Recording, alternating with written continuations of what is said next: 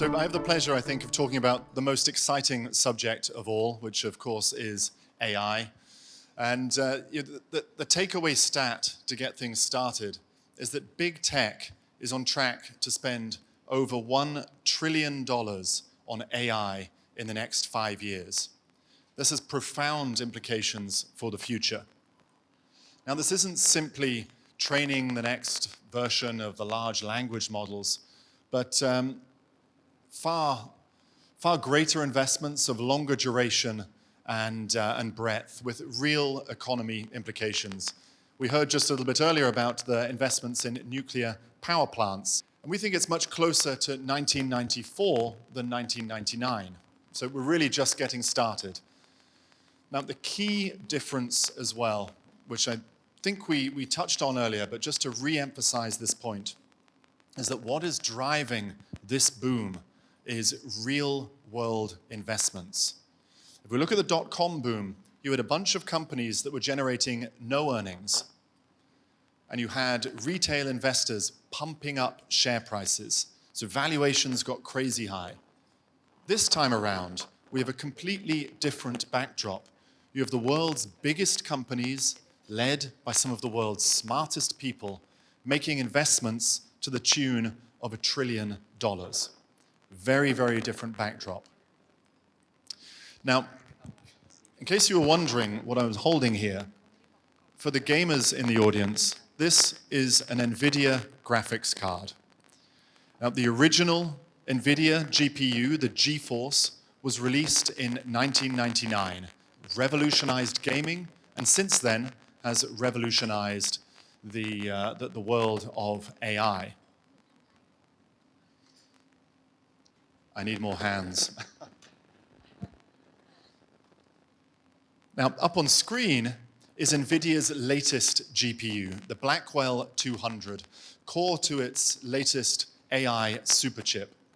Now, the computing power of this GPU is 20 million times greater than the original GeForce.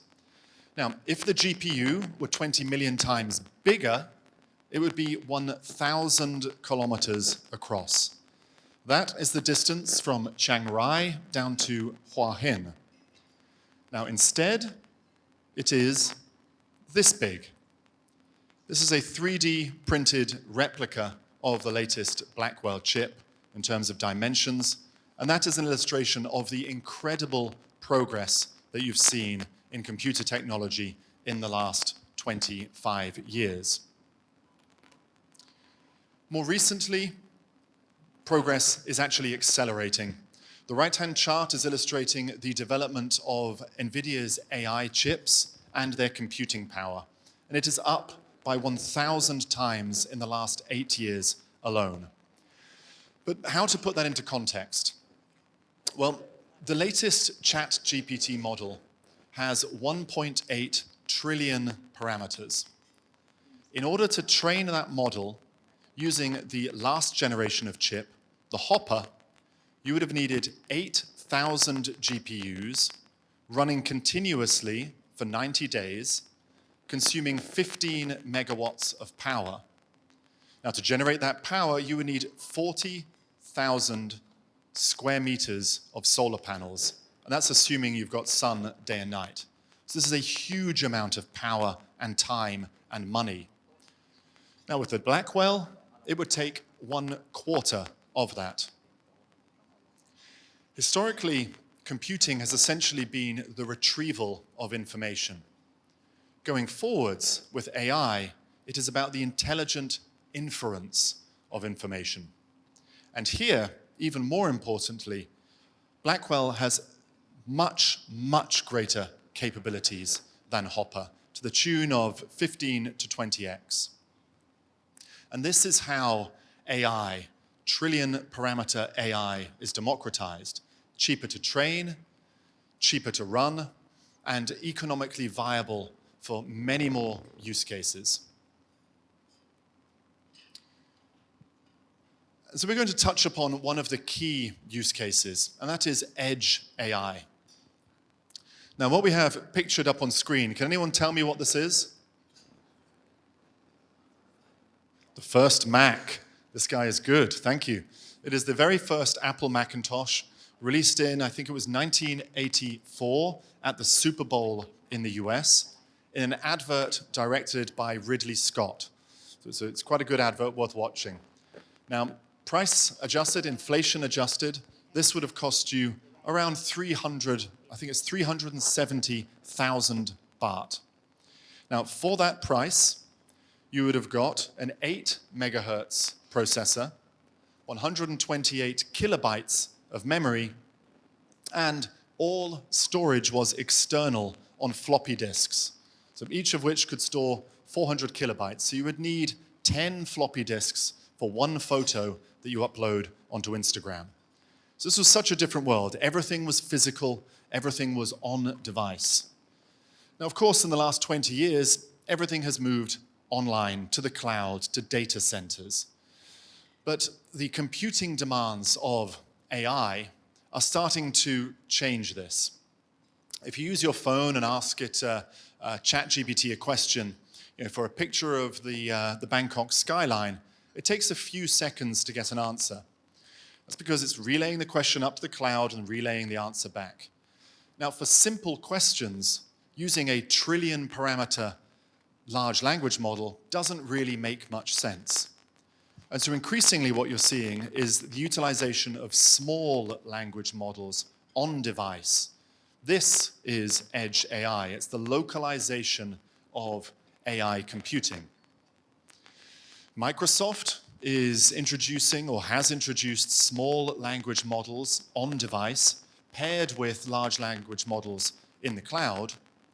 The catch is that you need to upgrade your PC to a Copilot Plus PC. Apple similarly is, of course, introducing AI on its iPhones. The catch, you have to buy a new iPhone. All of this translates into greater demand for chips, greater demand for semiconductors. Now, demographic challenges are real. Deglobalization is real, as we've discussed. Europe, the US, is rebuilding its manufacturing capacity. For cost competitiveness, they're going to need a lot of robots. China's population last year declined by around 2 million people and is forecast to fall by another 100 million people by 2050. China is also going to need a lot of robots. This translates, of course, into greater demand for automation. Installations are expected to double in the next several years, and China is installing more robots than the rest of the world put together. Now, a key area of opportunity is machine vision. This is essentially the sensors that enable a robot to see and interact with the world. The leader in this space is a stock called Keyence in Japan. And it has built up decades and decades of data. And the company in this space with the most data is the one that wins. This translates, in the case of Keyence, to margins that are around 80% on a gross basis. So it is by far the leader in the fastest growing subsegment of automation in which the adoption of AI is easiest and accelerating at the fastest pace. So within automation, there are some particular opportunities, not just necessarily as across the entire space.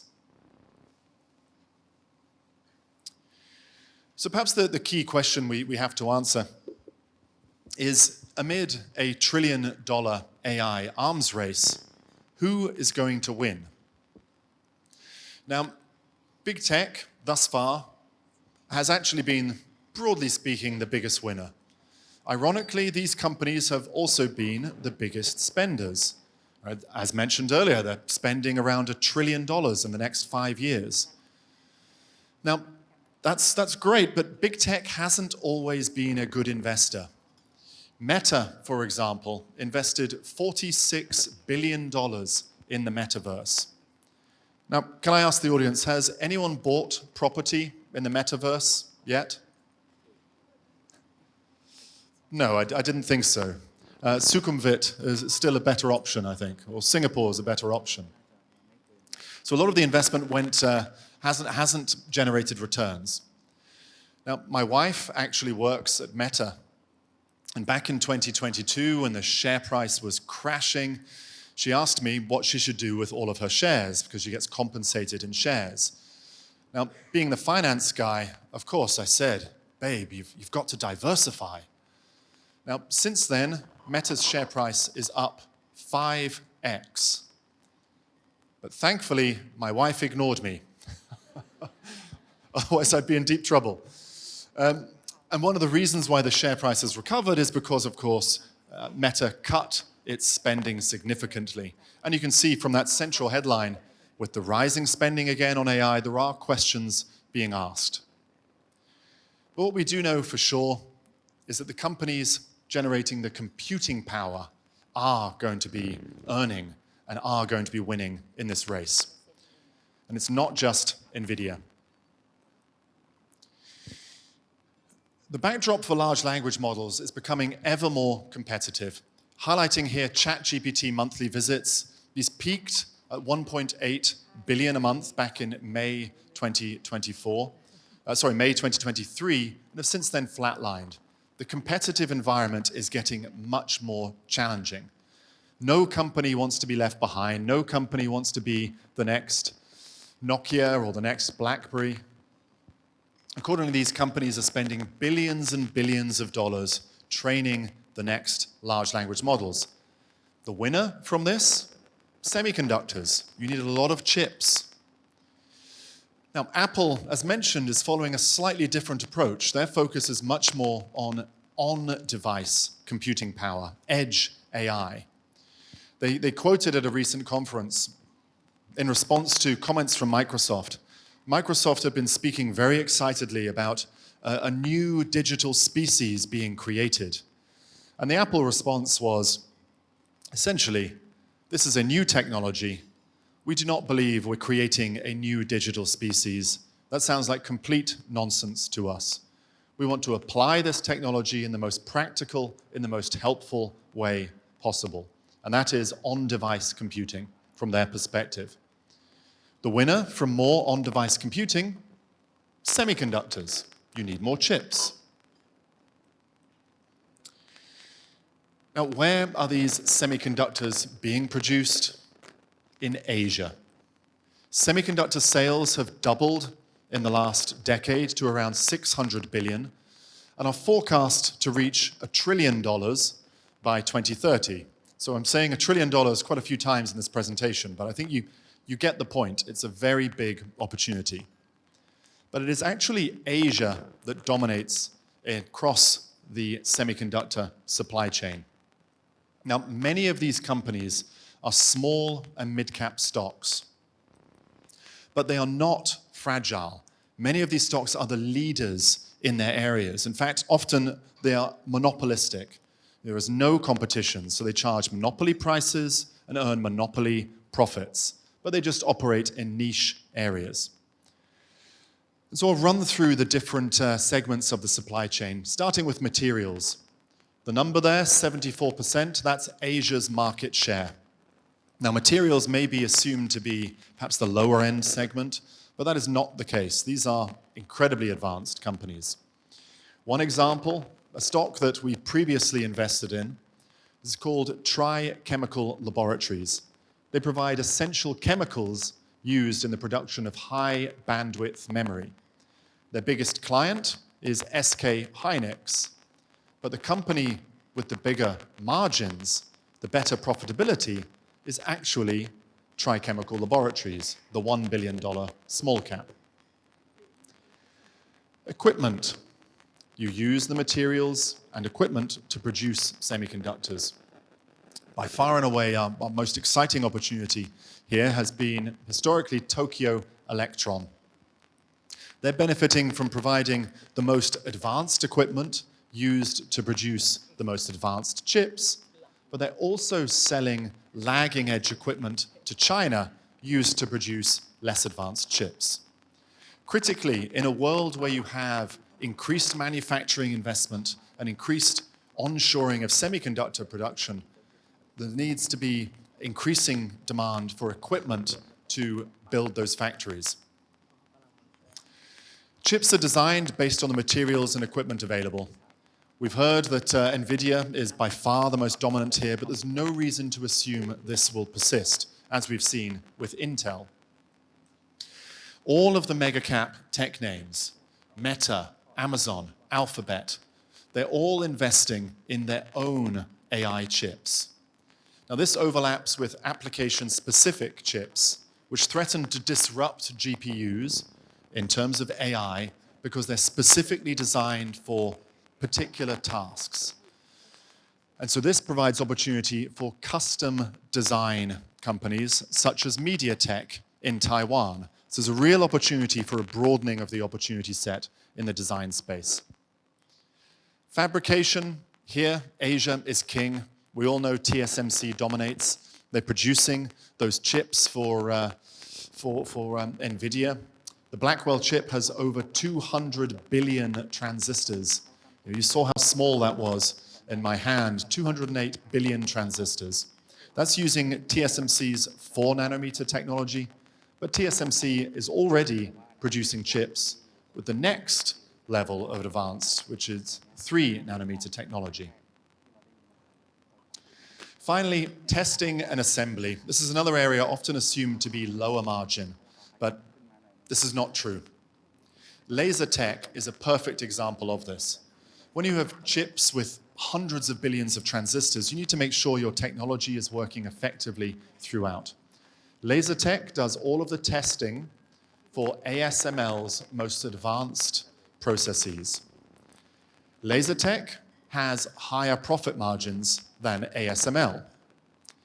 ASML is up over the last 10 years, its share price is up around 10x. Now, can I ask the audience, any guesses for how much LaserTech's share price is up over the last 10 years? Somebody got it absolutely correct. 100x, so well done. I couldn't see who that was, but yeah, so ASML is up 10x. LaserTech, which used to be a small cap supplier, and of course it's not a small cap anymore, is up 100x. So this perfectly illustrates the opportunity set. These are the kind of companies that are winning the trillion-dollar AI arms race, and they are based here in Asia. So thank you very much.